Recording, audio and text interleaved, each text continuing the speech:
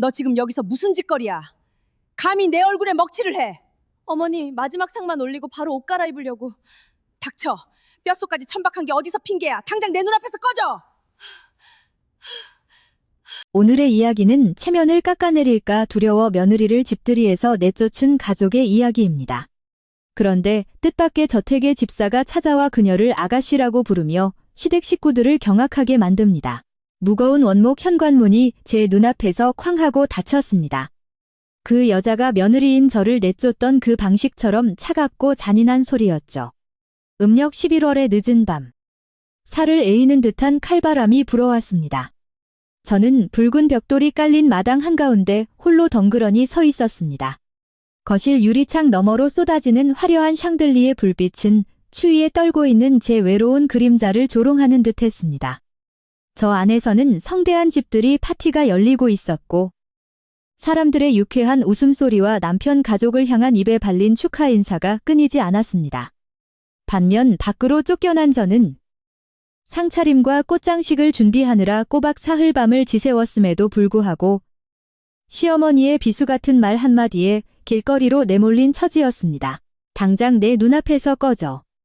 그 촌스럽고 빈티나는 꼴로 우리 집안 친척들 웃음거리로 만들 작정이니 뜨거운 눈물이 뺨을 타고 흘러내리다. 이내 얼어붙었습니다. 뼛속까지 스며드는 겨울밤의 추위 때문이 아니라 사람 마음의 무정하고 차가운 온도 때문에 가슴이 찢어질 듯 아팠습니다. 수년 동안 어깨를 나란히 하고 고락을 함께 해온 남편마저 아내가 길 잃은 개처럼 쫓겨나는 것을 보며 고개를 숙인 채 외면하고 있었습니다. 산전수전을 다 겪어보신 분들이라면 한 여자가 며느리로서 시댁에 발을 들일 때 품게 되는 그 애환을 이해하실 겁니다. 며느리란 마치 엎질러진 물과 같아서 새로운 보금자리를 가꾸기 위해 수많은 기대와 사랑, 그리고 인내를 짊어지고 살아갑니다. 저 역시 그랬습니다. 저는 지훈을 향한 진심 어린 마음과 순진한 사랑만을 품은 채 그와 함께하기 위해 가족의 극심한 반대마저 무릅쓰고 결혼을 강행했습니다. 제가 이씨 집안에 발을 들였을 때 제 짐이라곤 수수하고 평범한 옷까지 몇 벌이 전부였습니다. 저는 그저 평범한 삶을 살고 싶었고 다른 어떤 물질적 조건이 아닌 제 있는 그대로의 모습으로 사랑받기를 원했습니다. 하지만 오호라. 사람의 마음은 헤아리기 어렵고 세상의 입방아는 너무도 가혹했습니다. 서울의 번화가 한복판에 위풍당당하게 자리잡은 호화로운 3층짜리 고급 빌라. 사람들은 그것이 김 여사의 잘난 아들 지훈이 이뤄낸 위대한 업적이라고 수군거렸습니다. 김 여사는 어딜 가나 가슴을 치며 자랑스러워했고 이웃과 친척들에게 아들이 대표이사로 일하며 돈을 물쓰듯 벌어 고급 빌라와 외제차를 샀다고 허풍을 떨었습니다. 그녀는 몰랐고 어쩌면 알면서도 모른 척하고 싶었을 겁니다. 그 번듯한 재산 뒤에는 그녀가 늘 경멸하던 며느리의 수많은 땀과 눈물, 그리고 묵묵한 희생이 숨겨져 있다는 사실을 말입니다. 집을 산 돈의 대부분은 제가 몰래 절친한 친구에게 부탁해 투자자의 명의로 지훈에게 지원해준 수십억 원의 자금이었습니다. 저는 남편이 한 가정의 기둥으로서 자신감과 자존심을 가질 수 있도록 모든 방법을 동원했습니다. 제 진짜 신분을 철저히 숨긴 채 쥐꼬리만한 월급을 받는 평범한 회사원이자 헌신적인 아내라는 껍데기 속에 저를 가두었습니다. 오직 가정이 평안하고 부부 사이가 화목하기만을 바랐기 때문입니다. 하지만 그 모든 인내와 희생은 결국 시어머니의 눈에 저를 하찮고 가치 없는 존재로 전락시키고 말았습니다. 김 여사는 저를 명문가에 운 좋게 굴러들어온 쓰레기 같은 존재이자 아들의 돈이나 빨아먹는 기생충으로 여겼습니다. 오늘은 김 여사가 한 달 전부터 벼르고 벼르며 준비한 대망의 집들이 날이었습니다. 한국의 매서운 겨울 안개가 만물을 덮고 있던 이른 새벽부터 저는 묵묵히 일어나야 했습니다. 따뜻한 이불 속의 온기는 뒤로 한 채 주방으로 뛰어들었고 이름도 없고 끝도 보이지 않는 릴레이 노동을 시작했습니다. 새벽 3시부터 가락시장에 나가 가장 싱싱한 대하와 부드러운 최상급 한우를 고르는 일부터 시작해 달게 털을 뽑고 갈비찜을 안치고 채소를 썰고 잡채를 무치는 일까지 작은 주방은 뜨거운 열기와 매연, 기름 냄새로 가득 찼고 저는 쉴 틈 없이 6개의 커다란 상차림을 혼자서 감당해야 했습니다. 단 1분도 손을 놓지 못한 채 물 한 모금 마실 시간조차 없었습니다. 시계 바늘이 오전 11시를 가리키자 손님들이 북적거리며 몰려들기 시작했습니다. 김 여사의 친척들은 하나같이 스스로를 귀족적이고 부유하다고 여기는 사람들이었으며 적어도 화려한 옷을 걸치고 번쩍이는 금은 보화를 두른 이들이었습니다. 골목 밖에는 고급 승용차들이 빼곡히 들어섰고 거실에서 들려오는 시끌벅적한 인사소리가 주방 안까지 울려 퍼졌습니다. 저는 마지막으로 끓인 뜨거운 육개장을 뚝배기에 담아 올렸습니다. 이마는 땀으로 흠뻑 젖었고 머리는 헝클어져 몇 가닥이 양볼로 흘러내려 있었습니다. 낡은 스웨터에는 음식 냄새가 짙게 배어 있었고 기름 얼룩까지 군데군데 묻어 있었습니다. 이 상만 다 차리고 나면 방으로 올라가 깨끗한 옷으로 갈아입고 손님들에게 인사해야겠다고 다짐했습니다. 하지만 세상 일이 어찌 계획대로만 흘러가겠습니까? 불행은 늘 우리가 가장 예상치 못한 순간에 들이닥치는 법입니다. 주방에서 넓은 거실로 발을 내디딘 순간 김이 모락모락 나는 쟁반을 들고 있던 제 발이 카펫 모서리에 걸리고 말았습니다. 쟁반이 크게 흔들리며 육개장 국물 몇 방울이 반짝이는 대리석 바닥으로 튀었습니다. 단지 그뿐이었지만 하필 그 순간 지훈의 친구모이자 온 집안에서 성깔 사납기로 소문난 여자가 다가왔습니다. 그녀는 짙게 문신을 한 눈썹을 찌푸리며 위아래로 저를 훑어보더니 날카롭고 앙칼진 목소리로 쏘아붙였습니다. 아이고, 옳게 대체 이 비싼 빌라에 어디서 저런 한강변 노숙자같이 더럽고 지저분한 아줌마를 파출부로 들였수. 저 여자가 이 새 집을 다 더럽히는 꼴이 안 무서워. 그 말은 제 얼굴에 끼얹어진 한 바가지의 얼음물 같았고 동시에 하늘을 찌를 듯 높았던 김 여사의 체면을 산산조각 내는 뺨 때리기와도 같았습니다. 넓은 거실은 순식간에 찬물을 끼얹은 듯 조용해졌고 수십 쌍의 눈동자가 저를 향해 쏟아졌습니다. 꼬투리를 잡으려는 눈빛, 비웃음, 약간의 동정심도 있었지만 그중 압도적인 것은 경멸이었습니다. 저는 모멸감에 얼굴이 화끈거리고 귓가가 먹먹해졌습니다. 환하게 웃고 떠들던 김 여사는 고모의 말에 안색이 변하며 붉었던 얼굴이 하얗게 질리더니 이내 분노로 시뻘겋게 달아올랐습니다. 그녀는 폭풍처럼 달려와 제 손에 들린 쟁반을 확 낚아채 테이블 위로 거칠게 내동댕이 쳤습니다. 뜨거운 국물이 사방으로 튀었고 제 손목에 쏟아져 화상을 입고 말았습니다. 그러나 그때의 육체적 고통은 보이지 않는 칼날이 제 심장을 난도질하는 아픔에 비하면 아무것도 아니었습니다. 그녀는 주변 사람들이 그녀의 분노를 똑똑히 들을 수 있도록 이를 꽉 깨물고 억눌린 목소리로 쏘아붙였습니다. 너 지금 여기서 무슨 짓거리야? 주방에 가만히 처박혀 있으라고 했지. 누가 널 떨어 그 시커멓게 떼낀 얼굴이랑 싸구려 옷차림을 하고 여기까지 기어 올라와 내 얼굴에 먹칠을 하래. 어머니. 마지막 상만 올리고 바로 옷 갈아입으려고 했어요. 저는 울컥 차오르는 눈물을 참으며 목이 맨 소리로 간신히 변명했습니다. 갈아입어 내년한테 멀쩡하게 갈아입을 옷이 있기는 하냐. 천박하고 촌스러운 흙수저 출신은 영원한 흙수저야. 비단 옷을 둘러놔도 시궁창 냄새가 진동을 하지. 김 여사는 더 이상 체면을 차리지 않고 수많은 사람 앞에서 폭포수 같은 모욕을 쏟아냈습니다. 이에 질세라 지훈의 고모도 입술을 삐죽이며 맞장구를 쳤습니다. 아이고. 저게 며느리였어. 난 또 식모인 줄 알았네. 불쌍한 우리 지훈이. 용이 개천에 빠져 허우적대더니 결국 저런 형편없는 걸 들여서 가문의 망신을 시키는 구먼. 저는 남편을 찾기 위해 구원을 바라는 눈빛을 보냈습니다. 지훈은 멀지 않은 곳에서 제가 밤새 정성껏 다려준 깔끔한 정장을 입고 붉은 와인잔을 든 채 서 있었습니다. 그는 모든 것을 보았고 모든 것을 들었습니다. 제 시선이 그와 마주쳤습니다. 저는 그가 다가와 손을 잡아주거나 저를 변호해주거나 아니면 적어도 아내의 얄팍한 자존심을 구해주기 위해 둘러대주기를 바랐습니다. 하지만 아니었습니다. 그는 시어머니와 친척들에게 조롱당하는 아내의 눈빛을 피하며 황급히 고개를 돌려버렸습니다. 그러고는 제게 다가와 감싸주기는커녕 싸늘하게 제 귓가에 대고 속삭였습니다. 너 꼴이 대체 이게 뭐야? 지저분하고 냄새나게. 어머니 기분 좋으시고 친척들도 많은데 제발 어머니 체면 좀 구기지 마. 손님들 다 가실 때까지 잠깐 밖에 좀 나가 있어. 발 아래 땅이 무너져 내리는 것 같았습니다. 밖으로 나가라니. 그게 무슨 뜻입니까? 제 청춘과 피땀 어린 돈을 모두 바쳐 세운 이 집에서 저를 내쫓겠다는 건가요? 그는 자신의 가족이 가진 헛된 체면 때문에 자신을 위해 온갖 쓰라림과 모멸을 견뎌온 아내의 자존심을 짓밟을 준비가 되어 있었습니다. 지훈 씨. 그게 무슨 소리야. 밖이 이렇게 추운데 나보고 어딜 가라는 거야. 저는 걷잡을 수 없이 흐르는 눈물을 참으며 떨리는 목소리로 물었습니다. 김 여사는 제 말이 끝나기도 전에 달려들어 제 마른 팔을 거칠게 움켜쥐고는 현관문 쪽으로 질질 끌고 갔습니다. 60대 노인이라고는 믿기지 않을 만큼 분노에 찬 그녀의 힘은 무서울 정도였습니다. 나가라면 당장 기어 나갈 것이지. 여기서 우리 새 집에 재수없게 애군이나 뿌리고 앉아 있어. 우리 친척들은 다들 높고 귀하신 분들이야. 너 같은 촌년이 같이 앉을 자리는 없어.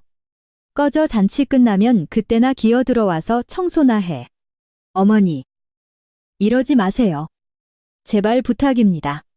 저는 문틀을 부여잡고 울부짖었지만 그녀는 매몰차게 제 손을 쳐내며 저를 현관 밖 계단으로 밀어버렸습니다. 귀를 찢는 듯한 쾅소리와 함께 문이 닫히고 자물쇠가 잠겼습니다. 집안의 모든 시끌벅적한 소리는 바깥 세상과 완벽하게 단절된 듯 했습니다. 저는 차디찬 타일 바닥에 비틀거리며 주저앉았습니다. 화상을 입은 손목은 옥신거렸지만 지금 진정 피를 철철 흘리며 찢겨나가는 곳은 제 심장이었습니다. 집들이 밤. 사람들은 샴페인을 터뜨리고 축배를 들며 은은한 음악 소리를 문틈으로 흘려보내고 있었습니다. 그러나 명색이 가족이라는 저는 더 이상 쓸모없는 헌헝겊 조각처럼 차가운 현관 밖에 버려져 있었습니다. 잎사귀 하나 없이 앙상한 가로수 사이로 북풍이 매섭게 몰아치며 땀에 흠뻑 젖은 낡은 스웨터 하나만 걸친 제 얇은 몸뚱이를 강타했습니다. 저는 몸을 웅크리고 덜덜 떨리는 어깨를 두 팔로 감싸 안았습니다. 짠맛과 쓴맛이 뒤섞인 눈물이 뺨을 타고 뚝뚝 떨어졌습니다. 도대체 내가 뭘 잘못했단 말인가? 자식으로서의 도리, 아내로서의 도리. 단 하루도 게을리한 적이 없었습니다. 저는 시댁 식구들을 마치 상전 모시듯 굽신거리며 봉양했고 어떤 독설도 가정을 지키겠다는 일념 하나로 참아냈습니다. 그런데 그 대가로 제가 얻은 것은 백주대낮에 벌어진 처참한 수모와 남편이라 부르던 남자의 무정하고 비겁한 태도뿐이었습니다. 창문을 통해 쏟아지는 따뜻한 불빛이 땅바닥에 길게 늘어진 제 그림자를 비추었습니다. 참으로 비참하고 고독한 그림자였습니다. 그 극심한 고통의 순간, 제 가슴 깊은 곳에서 형언할 수 없는 울분이 치밀어 올랐습니다. 체면격에 맞는 혼인 그들은 그깟 헛된 물질과 허영심 때문에 한 인간의 존엄성을 무참히 짓밟았습니다. 그들은 저의 가난함을 비웃고 제 출신을 멸시했습니다. 하지만 그들은 몰랐습니다. 그 가난조차 제가 스스로 꾸며낸 한편의 연극이었다는 사실을 말입니다. 만약 그들이 이 껍데기 뒤에 숨겨진 진실을 알았더라면 과연 그토록 오만방자하게 굴 수 있었을까요? 하지만 오늘 밤 겨울의 뼛속 시린 추위는 제 안에 남아있던 마지막 관용마저 꽁꽁 얼려버렸습니다. 굳게 닫힌 문과 멀리서 들려오는 웃음소리를 들으며 저는 피가 맺히도록 입술을 깨물고 다짐했습니다. 나의 어리석은 희생은 이것으로 끝이다. 이 모든 인내와 수모를 뼛속 깊이 새겨있지 않으리라. 저는 차가운 담벼락을 짚고 힘겹게 몸을 일으켰습니다. 꽁꽁언 두 발로 어둠 속을 비틀거리며 그 화려하고도 잔인한 집을 뒤로 한 채 걷기 시작했습니다. 정처 없이 걷는 겨울밤의 거리. 밖의 바람은 여전히 미친 듯이 울부짖고 있었지만 제가 방금 빠져나온 그곳 사람들의 마음씨만큼 차갑고 잔인하지는 않았습니다. 칼바람이 길가의 가로수를 사정없이 핥히고 지나가며 제 얇은 몸에 보이지 않는 수만 개의 얼음 바늘을 꽂아 넣었습니다. 저는 노란 가로등 불빛만 드문드문 켜져 있는 텅 빈 거리를 영혼 잃은 발걸음으로 휘청이며 걸었습니다. 서울의 겨울밤은 뼛속까지 시리도록 혹독했지만 밖의 날씨가 아무리 살을 에이는 듯해도 지금 제 가슴 속에 꽁꽁 얼어붙은 얼음덩어리에 비할 바는 아니었습니다. 잔치 슴식을 하느라 땀에 전 얇고 낡은 스웨터는 이미 뻣뻣하게 얼어붙어 소름 돋은 피부에 들러붙었고 뜨거운 고기 국물을 뒤집어 쓴 왼쪽 손목은 빨갛게 부어올라 참을 수 없는 통증을 호소하고 있었습니다. 배는 고파서 쥐어짜는 듯 아팠습니다. 이른 새벽부터 이 깊은 밤까지 밥 한 톨, 물 한 모금 넘기지 못했으니까요. 하지만 육체의 고통 따위는 더 이상 안중에 없었습니다. 제 영혼은 누군가에게 잔인하게 찢겨 아무도 없는 교차로 한가운데 덩그러니 버려진 것 같았습니다. 옛말에 공들인 여자를 남편은 저버리지 않는다라는 말이 있습니다. 저는 그 말을 제 인생의 진리인 양 순진하게 믿고 살았습니다. 간과 쓸개를 다 내어주고 뼈 빠지게 일하며 가정을 가꾸면 바위도 다를 것이라 믿었습니다. 아무리 쇠 심줄 같은 사람의 마음이라도 언젠가는 감동할 날이 올 것이라고요. 그러나 오늘 제가 가족이라 부르던 사람들, 제가 남편이라 부르던 그 남자는 제 얼굴에 얼음물을 끼얹으며 이 세상에서 가장 잔인하고 배은망덕한 현실을 적나라하게 보여주었습니다. 덜덜 떨리는 어깨를 감싸 안고 무작정 걷는 동안 쏟아질 듯 맺힌 눈물은 차가운 바람에 말라붙었습니다. 이씨 집안에서 며느리로 살았던 지난날의 기억들이 유리 파편처럼 날카롭고 선명하게 마음을 베고 지나갔습니다. 지훈을 처음 만났던 날이 떠올랐습니다. 당시 그는 지방에서 막 상경한 대학 졸업생으로 야망은 컸지만 홀어머니 밑에서 자란 가난한 환경 탓에 늘 위축되어 있었습니다.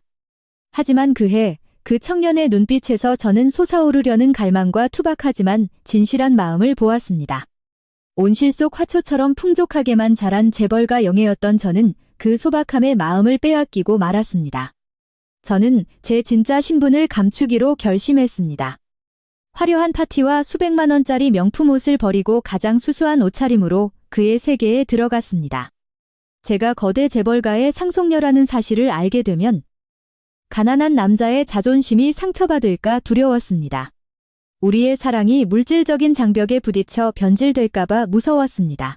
저는 격에 맞는 혼인을 하라는 할아버지의 명을 어기고 마음이 이끄는 대로 자유를 택했습니다. 화려한 본가 저택을 나서며 가방을 끌던 날, 할아버지께서는 안타까움과 분노가 교차하는 눈빛으로 저를 보셨습니다. 네가 그 길을 택했으니 앞으로의 고생은 내 몫이다. 나중에 울고불고하며 내게 돌아오지 마라. 그때 저는 단호히 돌아섰고 지훈의 사랑이 남은 평생 저를 지켜줄 것이라 굳게 믿었습니다. 할아버지의 그 경고가 이토록 뼈저리고 고통스럽게 현실이 될 줄은 꿈에도 모른 채 말입니다. 신혼 초. 삶은 궁핍했지만 웃음이 넘쳤습니다. 우리는 비좁고 습한 골목길 안쪽 반지하방을 얻었습니다. 매일 아침 일찍 일어나 밥을 짓고 쥐꼬리만한 월급을 받는 말단 사원. 남편이 한 푼이라도 아낄 수 있게 정성껏 도시락을 쌌습니다. 저는 제 화장품 하나, 새 옷 한 벌 사지 않고 악착같이 돈을 모았습니다. 그렇게 모은 푼돈은 모조리 김 여사의 보약을 짓거나 지훈이 거래처 사람들을 만날 때 기죽지 않도록 번듯한 양복을 사입히는 데 썼습니다. 시어머니인 김 여사는 제가 이 집에 발을 들인 첫날부터 단 한 번도 따뜻한 눈길을 준 적이 없었습니다. 그녀의 편협하고 타산적인 생각 속에 자신의 아들은 하늘에서 내려온 용이자 봉황이었습니다. 당연히 엄청난 부잣집 딸을 얻어 팔자를 고쳐야 할 아들이 시장통에서 산싸구려 옷을 입고 다니는 찢어지게 가난한 촌년을 데려왔으니 오죽했겠습니까? 그녀는 제 가난이 사람의 진심을 시험하기 위해 제가 직접 꾸민 연극이라는 사실을 꿈에도 몰랐습니다. 그 집에서 하루하루는 시어머니의 독설과 비아냥을 견뎌내야 하는 지옥이었습니다. 작년 겨울이 생생히 기억납니다. 기온이 영하 10도 아래로 떨어진 매서운 날. 김 여사는 전기세를 아껴야 한다며 세탁기 사용을 금지했습니다. 그녀는 식구들의 두꺼운 소미불과 털옷들을 마당에 산더미처럼 쌓아놓고는 저더러 얼음장 같은 물에 손빨래를 하라고 시켰습니다. 어릴 적부터 고운 물만 묻히고 자란 제 두 손은 붉게 짓무르고 갈라져 피가 났고 어떤 밤에는 너무 아려 눈조차 붙일 수 없었습니다. 하지만 그녀는 따뜻한 방 안에 누워 과일을 까먹으며 밖을 향해 소리쳤습니다. 가난한 집구석에서 자란 종자면 부지런히 몸이나 굴려야지. 우리 집에 가짜 공주님 모실 자리는 없다. 그럴 때마다 저는 눈물을 삼키며 스스로를 위로했습니다. 남편을 위해서, 우리 가정의 행복을 위해서 조금만 참으면 언젠가 어머니도 내 진심을 알아주실 거라고. 하지만 제 인내는 이해로 돌아오지 않았고 오히려 시어머니의 횡포만 더욱 키울 뿐이었습니다. 밥상머리에서 제가 고기 반찬 하나를 집으면 눈을 흘겼고 국을 떠먹으면 입술을 삐죽였습니다.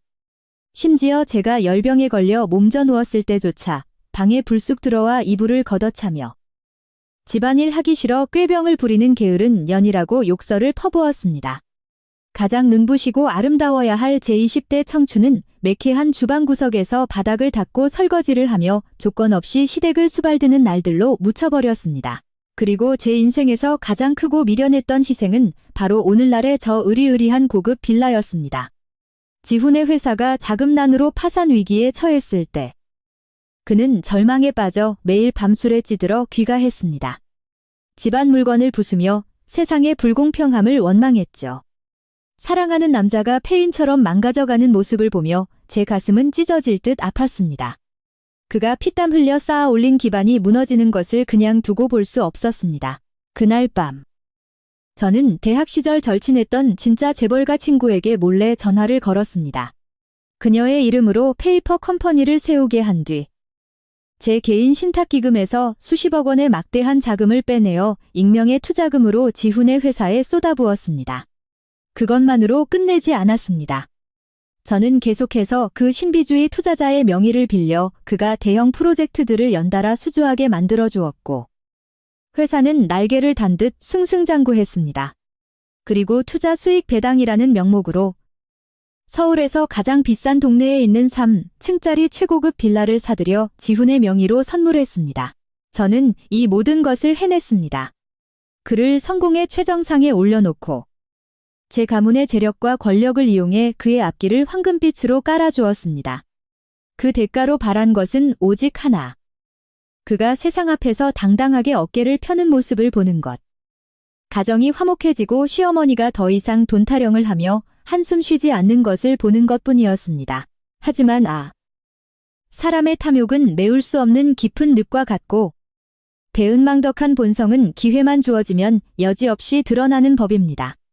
돈과 권력이 생기고 졸부들의 상류사회에 발을 들이게 되자 지훈은 완전히 다른 사람으로 변했습니다. 최고급 맞춤 정장을 빼입고 고급 향수를 뿌리며 손목에는 다이아몬드가 밝힌 시계를 찼습니다. 집에 들어와 밥을 먹는 횟수는 점점 줄어들었고 그 자리는 밤새 이어지는 파티와 긴 출장들이 대신했습니다. 무엇보다 두려운 것은 가난했던 시절 저를 바라보던 그의 눈빛에서 다정함과 애틋함이 흔적도 없이 사라졌다는 것입니다. 그는 제 초라한 모습과 제 머리카락의 벤파 냄새에 노골적으로 짜증을 내기 시작했습니다. 너 꼴 좀 봐. 밖에 나가면 사람들이 내 마누라인 줄 아는 게 아니라 파출부인 줄 알겠다. 제발 가서 옷 좀 사 입고 얼굴 좀 꾸며. 거래처 사람들 보기 부끄러워 죽겠으니까. 그가 집에 올 때마다 제 얼굴에 집어던지던 말들이었습니다. 그 적은 생활비로 온 집안 살림을 꾸려나가느라 저를 치장할 돈이 어디 있단 말입니까? 그가 가져다주는 돈은 모조리 김 여사가 가로채 금고에 넣어두었으니까요. 자신이 무성하게 잎을 피울 수 있도록 제가 제 영양분을 온통 쥐어짜내어 앙상하게 말라 비틀어진 꽃처럼 변해버렸다는 사실을 그는 까맣게 잊고 있었습니다. 참으로 통탄할 노릇이었습니다. 가장 아픈 뺨 때리기는 손으로 때리는 것이 아니라 배신과 망언이라는 보이지 않는 칼날로 맞는 것이었습니다. 제 돈으로 사들인 바로 그 집에서 열린 집들이 파티날.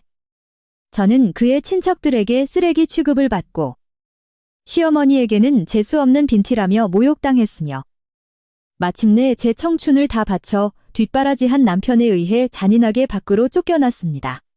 그 순간 저를 외면하던 그의 침묵과 돌아선 뒷모습은 제 심장을 꿰뚫으며 남아있던 마지막 가느다란 정징의 끈마저 완전히 끊어버린 날카로운 비수였습니다. 제 발걸음이 크게 휘청거렸습니다. 텅 빈 공원의 차가운 돌벤치에 쓰러지듯 주저앉았습니다. 이따금 어둠을 가르며 지나가는 자동차 불빛을 바라보다 결국 두 손으로 얼굴을 감싸 쥐고 오열하고 말았습니다. 가슴속에 꾹꾹 눌러 담았던 울음이 터져나와 거센 바람 소리에 섞여 흩어졌습니다. 사람을 잘못 본 내 어리석은 청춘을 위해, 며느리라는 도덕적 굴레에 갇혀 인내로만 점철된 세월을 위해, 그리고 구제불능일 정도로 순진하고 멍청했던 나 자신을 위해 울고 또 울었습니다. 뿌린 대로 거둔다는 옛 성현들의 말씀은 틀린 것이 하나도 없습니다. 은혜를 원수로 갚고 단물만 쏙 빼먹고 버리는 인간들은 조만간 인과응보의 대가를 치르게 될 것입니다. 그러나 하늘이 벌을 내리기 전에 저는 단 1초도 더 이상 이렇게 비굴하고 나약하게 엎드려 있을 수 없다는 것을 깨달았습니다. 이 눈물이 이씨 집안을 위해 흘리는 제 마지막 눈물이 될 것입니다. 한때 맹목적이고 미련했던 제 사랑은 오늘 밤의 매서운 추위와 함께 싸늘하게 죽어버렸습니다. 저는 천천히 고개를 들고 뺨에 얼룩진 눈물 자국을 닦아냈습니다. 제 두 눈에는 더 이상 애처로운 슬픔 따위는 남아있지 않았습니다. 오직 소름이 돋을 만큼 차갑고 단호한 결의만이 번뜩였습니다. 이 신분 숨바꼭질 장난도 이제 끝낼 때가 되었습니다. 그들이 저를 짓밟은 대가는 반드시 치러야 합니다. 아주 공평하고도 가장 혹독한 방식으로 말입니다.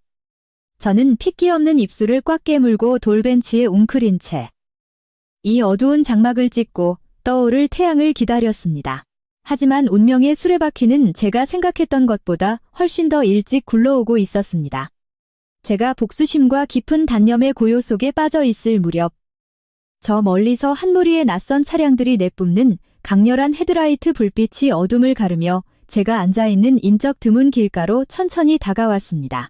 이야기를 들으시는 여러분, 제가 쓰러져 있던 그 공원 벤치는 이씨 집안의 고급 빌라 정문에서 불과 20발자국도 채 떨어져 있지 않았습니다. 널찍하게 포장된 도로 하나가 두 세계를 가르고 있었죠.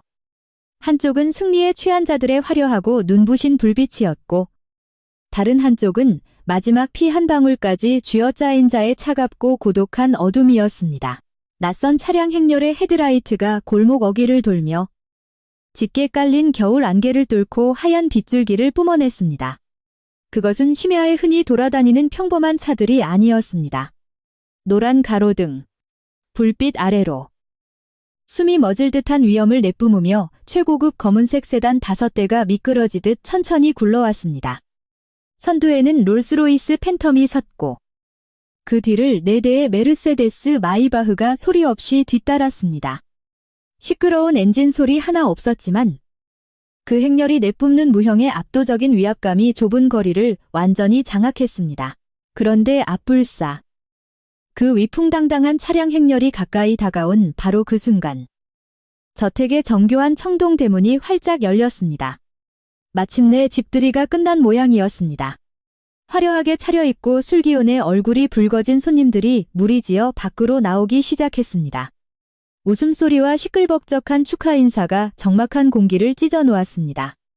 시어머니 김 여사는 수천만 원을 호가하는 밍크 코트를 걸치고 목에는 번쩍이는 진주 목걸이를 두른 채 두 손을 모으고 활짝 웃으며 손님 한 명 한 명을 대문 앞까지 배웅하고 있었습니다.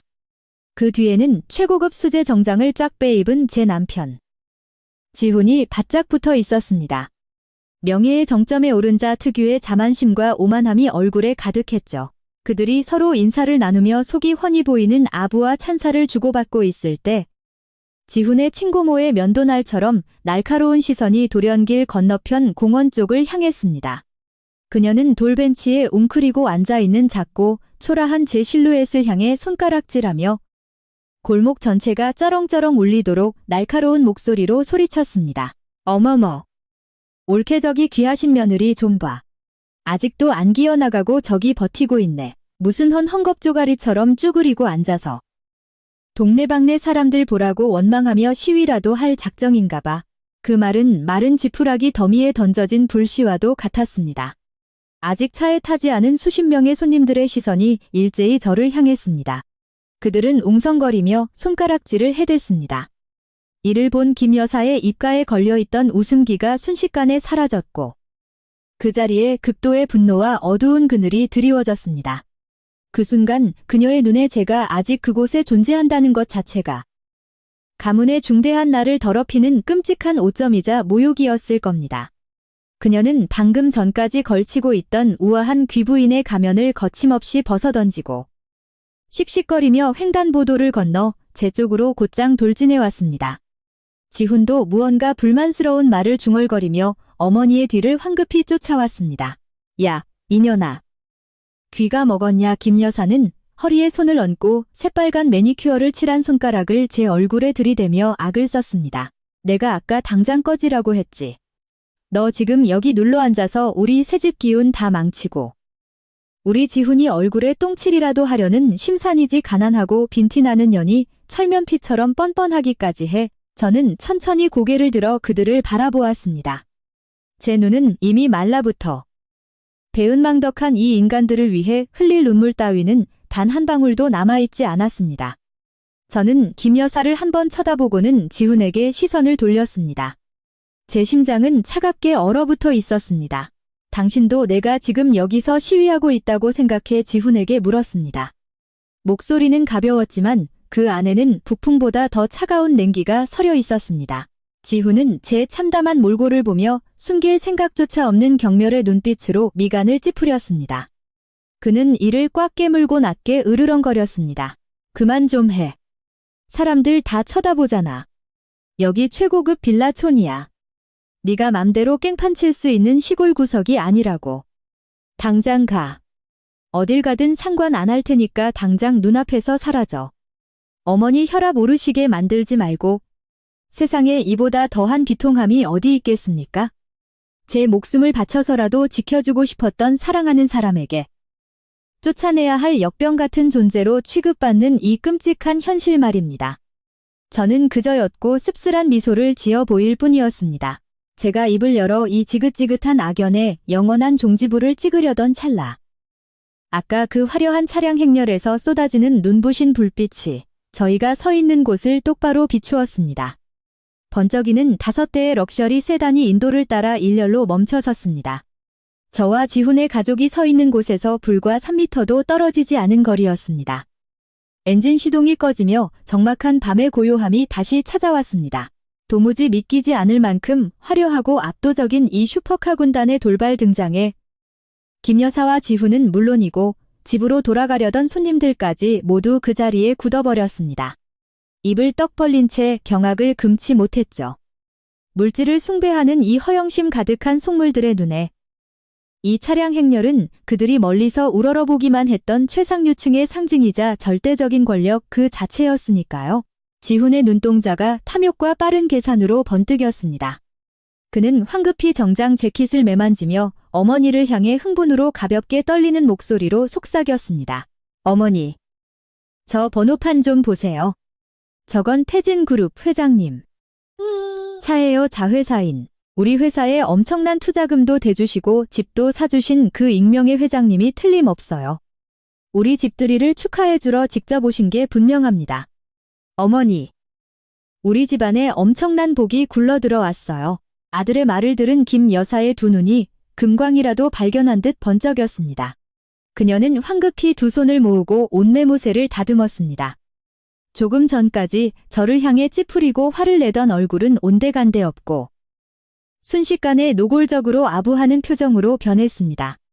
그녀는 팔꿈치로 지훈의 옆구리를 찌르며 재촉했습니다. 그럼 얼른 가서 회장님을 모시지 않고 뭐해? 아이고. 이런 영광이 있나?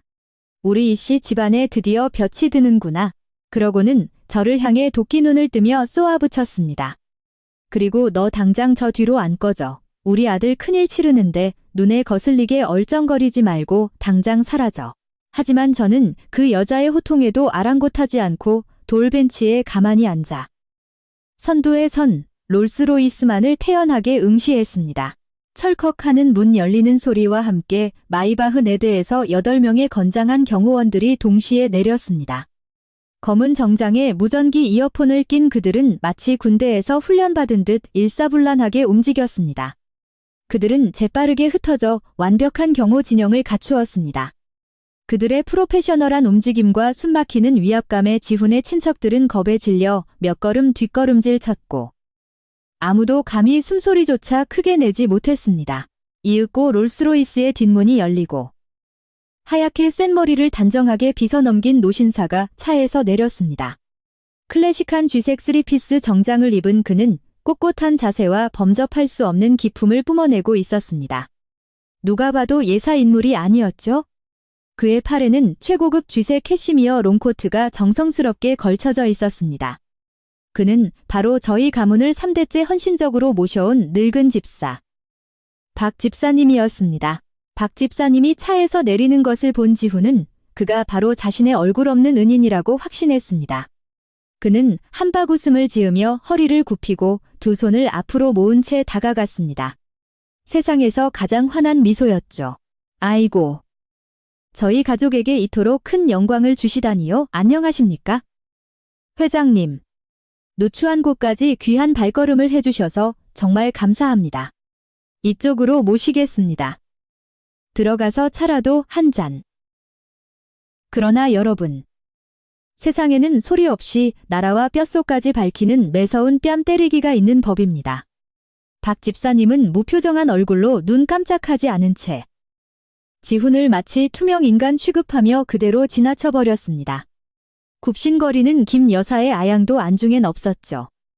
허공에 두 손을 뻗은 채 미소가 굳어버린 지훈만 그 자리에 돌부처처럼 뻘쭘하게 남겨졌습니다. 박 집사님은 제 앞에 멈춰 섰습니다. 주름진 노인의 두 눈에 어느새 눈물이 그렁그렁 맺혔습니다. 그는 조심스럽게 들고 있던 비싸고 따뜻한 캐시미어 코트를 펼쳐 추위에 떨고 있는 제 얇은 어깨 위로 조용히 덮어주었습니다. 코트의 훈훈한 온기가 차가운 겨울밤의 추위를 단숨에 몰아냈고 지난 수년 동안 제 가슴 속에 따리를 틀고 있던 서늘한 한기마저 녹여주었습니다.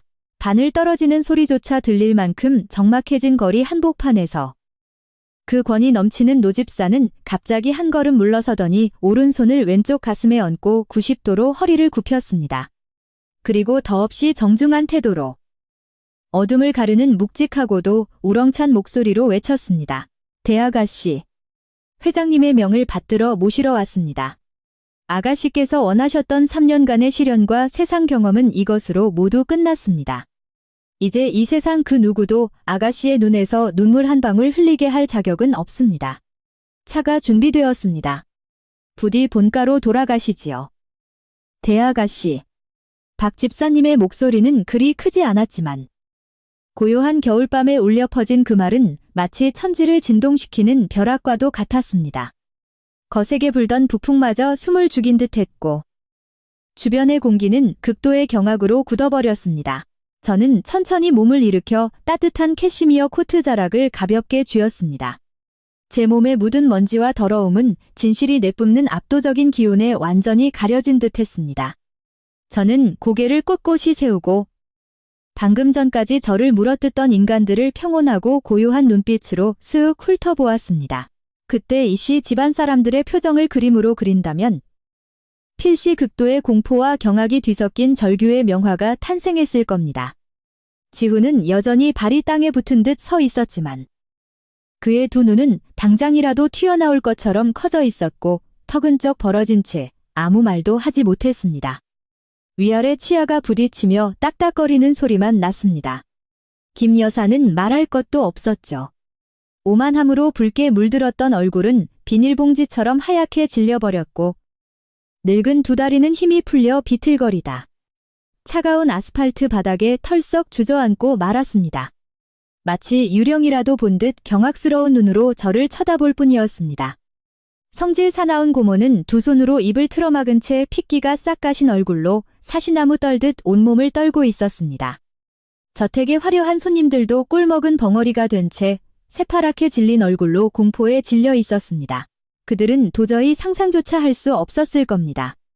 자신들이 그토록 괴롭히고 고혈을 빨아먹고 급기야 한겨울밤 길거리로 내동댕이 쳤던 그 가난하고 하찮은 며느리가 사실은 무소불위의 권력을 쥔 거대 재벌가의 대아가씨이자 지금 그들이 누리고 있는 모든 부와 허영의 진짜 주인이라는 사실을 말입니다. 주머니 속의 송곳은 언젠가 뚫고 나오기 마련입니다. 하지만 그 송곳은 저를 찌른 것이 아니라 그들의 탐욕과 허영. 잔인함으로 똘똘 뭉친 오만의 껍데기를 잔인하게 꿰뚫어 버렸습니다. 우습고 역겨웠던 한편의 촌극이 막을 내리고 눈앞에서 펼쳐지는 인과응보의 징벌이 그 자리를 대신했습니다. 적막감 속에서 지훈이 두려움과 추위로 이를 딱딱 부딪히는 소리가 선명하게 들려왔습니다. 그는 비틀거리며 한 걸음 뒷걸음질을 쳤습니다. 두 팔은 허공에 맥없이 늘어졌고 그의 시선은 극도의 혼란 속에서 저와 늙은 집사를 번갈아 보더니 이내 제 어깨에 걸쳐진 고급 캐시미어 코트에 못 박힌 듯 고정되었습니다. 당혹감과 방금 까발려진 진실에 대한 비통함이 공기 중에 무겁게 깔려 있었습니다. 집사님. 그게 무슨. 대아가씨라니요. 회장님이라니요. 지훈이 목이 졸린 사람처럼 쉰 목소리로 더듬거리며 말했습니다. 집사님이 뭔가 단단히 오해하신 겁니다. 이 여자는 찢어지게 가난한 농사꾼 집안 딸내미예요. 새 옷 한 벌 살 돈도 없는 말단 회사원이라고요. 어떻게 이 여자가 태진그룹의 대아가씨란 말입니까? 사람을 잘못 찾아오신 게 틀림없습니다. 그 멍청하고도 필사적인 변명을 듣자 박 집사님은 미간을 찌푸렸습니다. 평생을 전쟁터 같은 재계에서 굴러먹은 그의 날카롭고 예리한 두 눈에 극도의 경멸이 스쳤습니다. 그는 반걸음 앞으로 나서며 저와 지훈 사이를 가로막고 쇳덩이처럼 단호한 목소리로 내뱉었습니다. 지훈 군. 유감스럽게도 여기서 가장 눈이 멀고 멍청한 사람은 바로 자네인 것 같군. 우리 태진그룹은 주인을 잘못 모시는 그런 어설픈 짓은 하지 않네. 자네 눈앞에 계신 이분이 바로 이서연 아가씨. 태진그룹 이사회 의장님의 유일한 상속녀이시다. 지난 3년간 아가씨께서는 돈을 보고 접근하는 자들이 아닌 진정한 사랑을 찾기 위해 신분을 숨기고 자네 집안의 며느리로 들어가는 고생을 자처하셨네. 하지만 자네 가족은 그 숭고한 진심에 무엇으로 보답했나? 경멸과 착취. 그리고 기어이 오늘 밤이 끔찍한 모욕으로 갚아주지 않았나? 태진그룹과 이서연이라는 이름을 듣는 순간 지훈은 벼락을 맞은 듯 온몸이 굳어버렸습니다. 그의 두 다리는 순식간에 힘이 풀려 차가운 아스팔트 바닥에 꿇어앉고 말았습니다. 얄팍한 사업가의 머리가 그제야 모든 퍼즐을 맞추기 시작했습니다. 파산 직전의 회사를 기적처럼 살려낸 정체불명의 막대한 투자금. 하늘에서 뚝 떨어지듯 연달아 굴러들어온 알짜배기 계약들. 그리고 이 호화로운 고급 빌라까지. 이 모든 것이 그 익명의 투자회사가 사들여 자신에게 안겨준 것들이었습니다. 아, 아니야. 그럴 리가 없어. 지훈은 몽유병 환자처럼 머리를 부여잡고 중얼거렸습니다. 그가 고개를 들어 저를 올려다본 두 눈에는 공포와 처절한 후회가 가득 고여 있었습니다. 서연아. 정말 너였어. 그 모든 돈과. 이 집이 전부 내 거란 말이야. 저는 입꼬리를 살짝 올려였지만 칼날처럼 서늘한 미소를 지었습니다. 캐시미어 코트 자락을 가볍게 젖히며 한 걸음 앞으로 다가가. 제가 한때 제 목숨보다 더 사랑했던. 그러나 지금은 제 발밑에 엎드린 겁쟁이이자 탐욕스러운 비겁자로 전락해버린 남자를 내려다보았습니다. 그래. 맞아. 바로 나야. 저는 한 글자 한 글자 그의 심장을 도려내듯 또렷하고 차분하게 대답했습니다. 나는 내가 진심을 다하면 당신도 알아줄 거라 믿었어. 당신이 실패의 늪에서 허덕일 때 나는 내 모든 걸 쏟아부어 당신을 뒤에서 일으켜 세웠어. 당신 어머니가 내 가난을 비웃을 때도 당신 길을 살려주려고 내 돈으로 이 집을 샀어. 나는 기꺼이 시종 노릇을 자처했고 살을 애인은 겨울에도 찬물에 손을 담가 빨래를 하며 묵묵히 참아냈어. 오직 우리 가정이 평안하기만을 바라면서. 하지만 내가 틀렸어. 당신 같은 부류는 아무것도 없을 때는 굽신거리다가도 돈과 명예가 조금만 생기면 바로 본색을 드러내지. 당신을 위해 희생한 아내를 헌신짝처럼 내버리고 헛된 허영을 좇았잖아. 당신은 내 희생을 밟고 위로 올라가더니 끝내는 그 발로 내 마지막 자존심마저 무참히 짓밟아버렸어. 제 말을 들은 지훈은 콧물과 눈물로 범벅이 된 채 필사적으로 기어와 제 치맛자락을 움켜잡고 처절하게 울부짖었습니다. 서연아, 내가 잘못했어. 내가 미쳤었나 봐. 내 눈이 삐었었어. 제발 용서해줘. 우리는 부부잖아. 나를 세상에서 제일 사랑한다고 했잖아. 내가 헛된 체면에 눈이 멀어 귀신에 씌었나 봐. 제발 딱 한 번만 기회를 줘. 평생 내 발닦게 노릇하며 남은 평생 속죄하며 살게. 그 더러운 손 당장 대아가씨 몸에서 치우지 못해 박 집사님이 불호령을 내리자. 건장한 경호원 2명이 다가와 차가운 얼굴로 지훈의 양겨드랑이를 잡아채 질질 끌고 가 바닥에 내동댕이 쳤습니다. 그제야 천지가 개벽할 충격에서 간신히 정신을 차린 김 여사. 자신이 길가에 잡초 취급했던 며느리가 사실은 가문의 숨통을 쥐고 있는 재물의 신이었다는 사실을 깨닫자. 그녀의 안색은 창백함에서 수치와 공포로 붉게 달아올랐습니다. 체면도, 자신을 쳐다보는 친척들의 시선도 모두 잊은 채 그녀는 땅바닥에 엎드려 두 무릎으로 조금씩 제 쪽을 향해 기어왔습니다.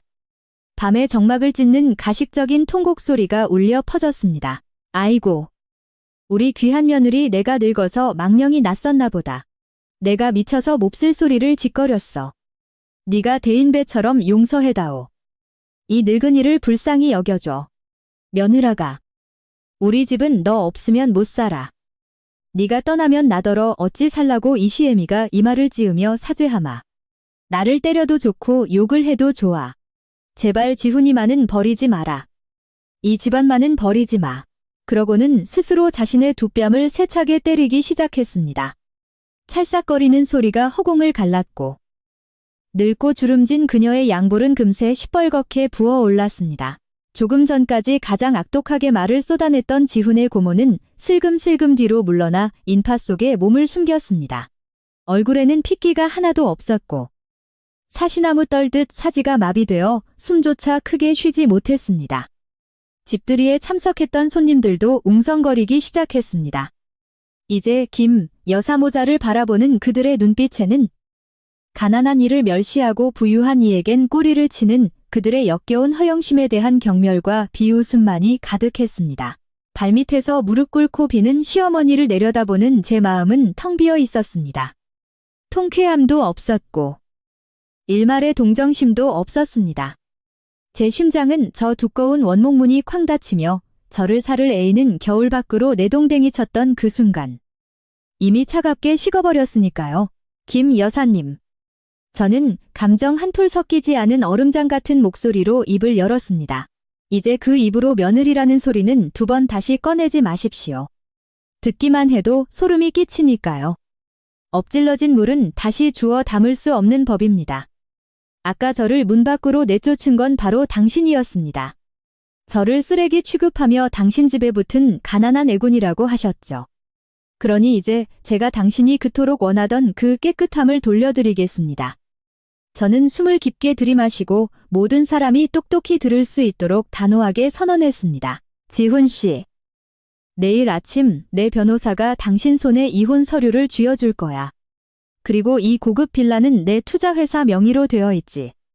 지금 이 시간부로 나는 당신에게 지원했던 모든 자본과 재산을 전면 회수하겠어. 내일 법원 집행관들이 와서 이 집에 압류 딱지를 붙일 거야. 태진그룹의 막대한 자금줄과 지원이 끊긴 당신 회사는 원래 있어야 할 그 시궁창 바닥으로 쏜살같이 곤두박질 치겠지. 당신들 모녀는 평생 그 알량하고 헛된 체면과 탐욕을 끌어안고 어디 한번 잘 살아봐. 제 입에서 떨어지는 한마디 한마디는 이씨 모자의 정수리를 내리찍는 무거운 쇠망치와 같았습니다. 지훈은 짐승처럼 비명을 지르며 경호원들의 팔을 뿌리치고 제 쪽으로 달려들려 몸부림쳤습니다. 안 돼, 서연아. 안 돼. 제발 이러지 마. 그 회사는 내 피땀이야. 내 목숨이라고, 어머니. 제발 좀 말려주세요. 어머니가 다 망쳐버렸잖아. 김 여사는 길바닥에 완전히 고꾸라진 채 두 주먹으로 자신의 가슴을 치며 하늘을 원망하고 땅을 치며 오열했습니다. 그녀는 비로소 깨달았습니다. 자신의 두 손으로 며느리가 안겨준 황금 밥그릇을 걷어차버렸고 제 아들을 파멸의 낭떠러지기로 밀어 넣어버렸다는 사실을 말입니다. 그녀의 처절한 통곡 소리가 겨울밤의 칼바람과 섞여 참으로 비참하고 애달픈 풍경을 연출했지만 그곳에 있는 그 누구의 가슴에서도 동정심 한 방울 이끌어내지 못했습니다. 저는 고개를 돌렸습니다.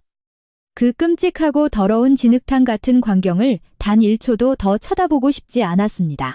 박 집사님이 정중하게 롤스로이스의 뒷문을 열었습니다. 차에 오르자 내부는 말할 수 없이 따뜻했고 은은하게 퍼지는 고급스러운 샌드로드 향기가 지난 3년간의 지옥 같았던 고된 삶의 찌든 때와 한기를 말끔히 씻어내 주는 듯했습니다. 묵직한 문이 닫히며 쾅소리를 내자 상류층의 화려한 세계와 밖에서 절망에 빠져 울부짖는 저 배은망덕한 인간들의 처참한 세계가 완벽하게 단절되었습니다. 새까맣게 틴팅된 유리창 너머로 아직도 무릎을 꿇고 땅을 치며 애원하는 지훈의 모습과 친척들의 부축을 받다 끝내 기절해버린 김 여사의 모습이 보였습니다.